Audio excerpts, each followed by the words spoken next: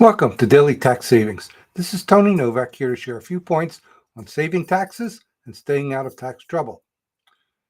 Today's topic is first look at the new federal tax bill. So we've been hearing about the likelihood of a federal tax reform bill, and there's been tons of discussion, and I don't think you can even go through a grocery store without overhearing talk of what's coming.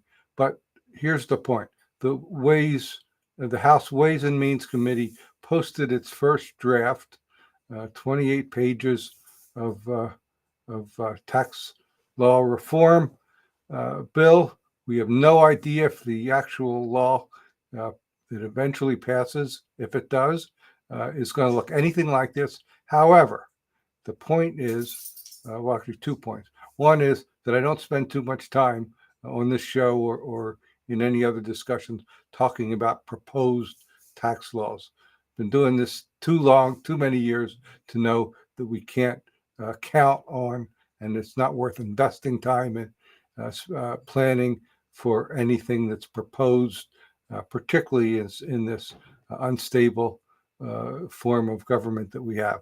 However, second point that I want to make is that the proposed tax bill is not anything like any of us in the professional tax community or popular media have considered.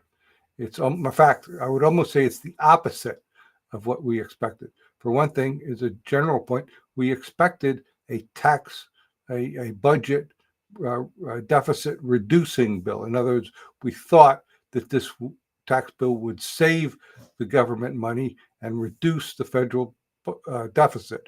It does not. It greatly expands the federal deficit. And although we don't have those numbers, that's my presumption, it greatly expands the federal deficit. And so for that reason alone, makes me wonder if it has any chance of passage, even among the Republicans uh, who wrote it. Um, so anything that you've heard about President Trump campaign talk about not taxing tips or overtime, none of that's in there.